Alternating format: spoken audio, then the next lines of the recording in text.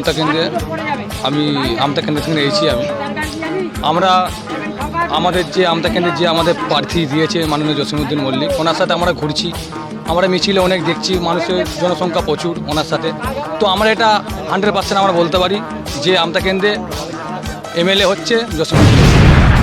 এই আবহাওয়া তো খুবই ভালো, খুবই মানুষ সাপোর্ট করেছে, আরও মানুষ সাপোর্ট করছে। আমরা জিতিয়ে বিধানসভায় পাঠাবো আমরা জসিমউদ্দিন মল্লিককে। জসিমউদ্দিন মল্লিক লাল লাল